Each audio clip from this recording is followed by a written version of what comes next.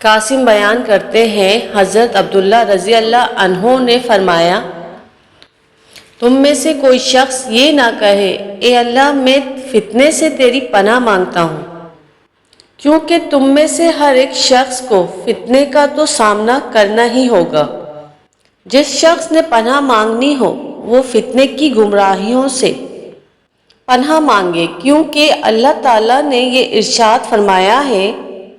حضرت ابو ہریرہ رضی اللہ عنہ روایت کرتے ہیں، نبی اکرم صلی اللہ علیہ وسلم نے ارشاد فرمایا، 17ویں سال اور بچوں کی حکومت سے اللہ کی پناہ مانگو۔ آپ صلی اللہ علیہ وسلم نے یہ بھی ارشاد فرمایا ہے، دنیا اس وقت تک ختم نہیں ہوگی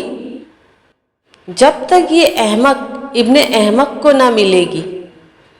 حضرت عقبہ بن عامر رضی اللہ عنہ بیان کرتے ہیں، نبی اکرم صلی اللہ علیہ وسلم یہ دعا کیا کرتے ہیں، نبی اکرم صلی اللہ علیہ وسلم یہ دعا کیا کرتے تھے، اے اللہ میں برے دن سے اور بری رات سے، بری گھڑی سے اور برائی والے فرد سے اور اقامت کے مقام میں برے پڑوسی سے تیری پناہ مانگتا ہوں۔ حضرت عبداللہ بن عباس رضی اللہ عنہما روایت کرتے ہیں، نبی اکرم صلی اللہ علیہ وسلم نے ارشاد فرمایا، لوگوں کے ساتھ لڑنے جھگڑنے سے بچو، کیونکہ یہ چیز عزت کو دفن کر دیتی ہے اور پوشیدہ معاملات کو ظاہر کر دیتی ہے۔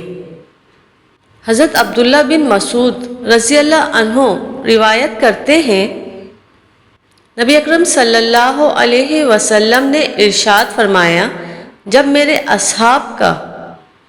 ذکر ہو تو ان پر تنقید کرنے کے حوالے سے رک جاؤ۔ حضرت سعید زید رضی اللہ عنہ بیان کرتے ہیں، نبی اکرم صلی اللہ علیہ وسلم نے ارشاد فرمایا، عنقریب میرے بعد فتنے ہوں گے جن میں یہ ہوگا اور وہ ہوگا۔ ہم نے عرض کی، اگر ہم نے وہ زمانہ پایا تو ہم تو ہلاکت کا شکار ہو جائیں گے۔ نبی اکرم صلی اللہ علیہ وسلم نے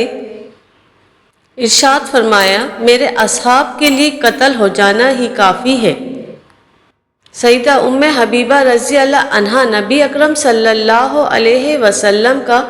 یہ فرمان نقل کرتی ہیں، میں نے یہ چیز دیکھی کہ میری امت میرے بعد جس صورتحال کا